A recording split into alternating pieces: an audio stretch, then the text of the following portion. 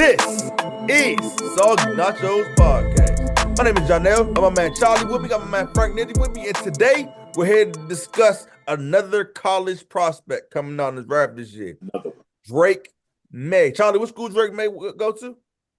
North Carolina. Come on. North Carolina. All right, PD. Yeah. So look, what I am going to say is this, man. So Charlie gives me homework. I'm not the college football guy typically. I mean, I say that all the time, but this is my process. You know, I may not watch it all season, but then Charlie gives me homework around this time of year. So I've done my Drake Maye homework, and I want to hear this. I'm gonna be honest, because I can't play games. Like as much, as you know, we talk trash about Caleb being a crybaby, about Caleb Williams being a crybaby, and all that. He's the best quarterback in the draft. He just is. He's just the best quarterback in the draft. You can make that face as you want, Charlie.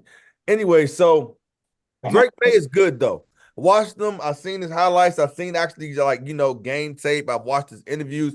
I like everything I see. Like I told Charlie, he reminds me of, just throwing the ball. He reminds me of, Eli Manning. You know what I'm saying? Like, just how he throws. It's a pretty strong arm-ish.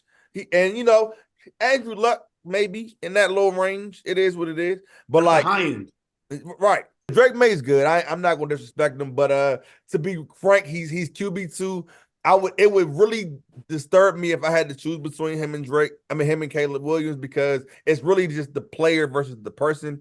I don't want to really disrespect Caleb like he can't play, but it did rub me the wrong way that we ain't gonna get into all that. But the bottom line, he's QB2, he's pretty good, and he got decent. He passes throwology. I ain't saying he got the A++, but he passes. And it is what it is. Charlie, what you got to say? He's the best quarterback in the draft. At playing quarterback, he's the best quarterback in the draft. He's the most well-rounded. The best way to put it is Drake Maye is the most well-rounded quarterback in the draft. Most people are going to leave Caleb Williams at QB1 because they're soft or whatever they think. Like his arm talent, Caleb Williams' arm talent is the best QB in the draft. Like his arm talent, I'll give him that. But he played. My thing with Caleb is that he kind of reminds me of when everybody's like, "What if Kyler Murray was like 6'1"?" That's how he plays. Like he makes all these plays so much more difficult than he needs to. I don't want to get down on a rabbit hole with Caleb. I know this is all about Drake, but these guys are going to be walking down the aisle with each other all draft season and all their whole career. They're going to be 1 and 2. It's just how it's going to be. So when you hear Caleb Williams, you're going to hear Drake Maye and vice versa. Yeah. But yeah, Caleb, he just makes things more difficult. He'll make an amazing 30-yard throw, but it's 55 yards in the air because he dropped back like freaking 20 yards for no reason. But to me, the reason I say Drake Maye is the best quarterback in the draft, that's my QB1, is because he plays NFL quarterback. Like he throws over the middle. You see a lot of his throws are over the middle in tight coverage.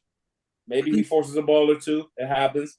But he makes the tight window throws that you're going to see in the NFL. Like you're not going to get all these go balls and all these scramble drills throughout the NFL. That's just not how the game is played. It's just not going to work that way.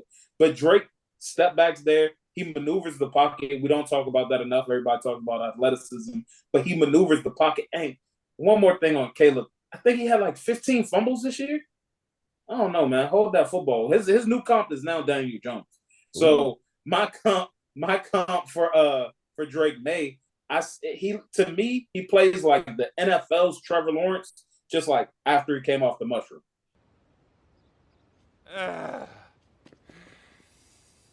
Like he's a little bit smaller, a little worse arm.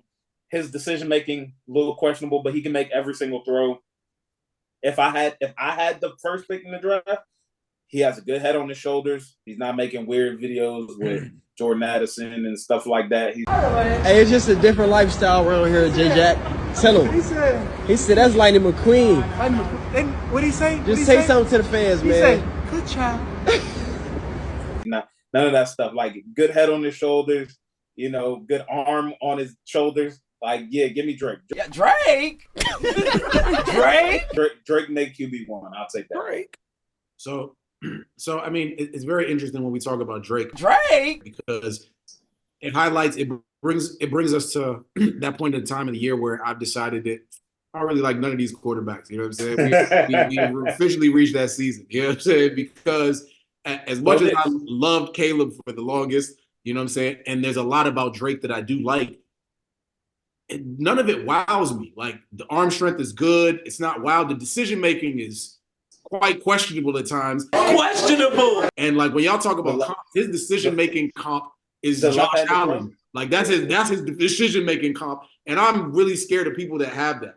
Now I will give you that yes, he plays quarterback like an NFL quarterback. And for that, he probably is the best like quarterback ready to play like in the draft because what Charlie mentioned is a scary thing. And when you combine it with who Caleb Williams is, like the moment he is in one of these situations and he's running around for his life and he's doing too much and he gets down, I just think he gets in his head. I think like when you watch him play, he looks like he gets in his head. And it's no matter how pinpoint of a dime pass you can make, like falling out of bounds, like that's not, I like the repeatable processes. And it's like, what do you do in the moments where you're going to have what's the word I'm looking for? Where you had, what do you call it? Adversity, and like, how do you deal with that? So when we're saying who is going to be the best quarterback, like I have to think about that type of stuff in this regard. And I'd probably say your safer pick is probably Drake. So that means he's your QB1, right? If I wasn't a sucker, I'd say Michael Penix is probably the safest. See, now we going off the rails. No, he's safe. I think he's the safest quarterback. Here's my thing. Draft, but I can't be that safe with your left hand. And I may be falling into the same trap that Charlie always tells me I fall into when I think people could change their DNA. Because Caleb Williams, all he's missing is if he can just get in his head, like be normal. Just be normal for like, well, why can't you be normal? Why can't you be normal? I just want you to be normal. Why can't you bitches be normal? And this is the same question that he asked Carson Wentz when he got to Washington. People are the way they are, dog. But I'm saying Caleb Williams, what y'all not equating for is he's extremely instinctive. He's extremely instinctive, and that's like one of them things you can't really teach. You know what I mean? Like Pat, like that's why I hated the Pat comp originally, but I understand it. Like those are the things. Like the repeatable process is perfect. I like that when it comes to quarterback.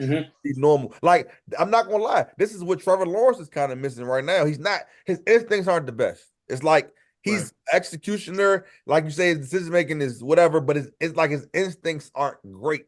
Like Caleb Williams is, and I want, like I say, the crybaby thing. I wanted to be down on him, but realistically, I'm not crazy. The boy can play football. But that being said, I mean, what you said is true. It's concerning, but it's not. I don't want either of them for real. Well, I don't know. It would be a tough decision. I mean, but you got Sam Howell. Why would you? But let's be real. Like that's the thing. It's like if you look at it and it's like what team are we talking about? Is this for, right? Like if I'm Washington, I want Drake Maye. I feel like it's just a safer prospect. You know what I'm saying? Like that. Like you can't it's too many. I can see too much happening. Too much like going wrong the Caleb Williams direction. It's just you know what I'm saying. And that's why I put him above. So he's probably QB1. But they're both like. Let me say it like this. I don't think either are exceptional.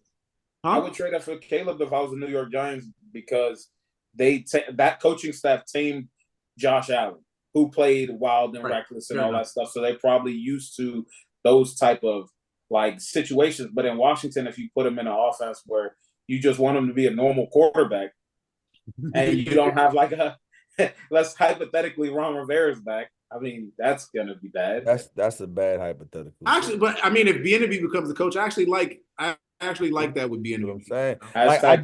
There's certain things.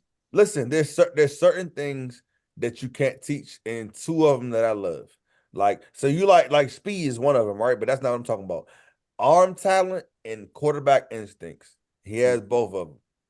Just that simple. Yeah. I don't know. I'm going to pick that every time. That's my big button to smile. You know what I'm saying? Like you got arm talent and you got good instincts. That's always going to get. So.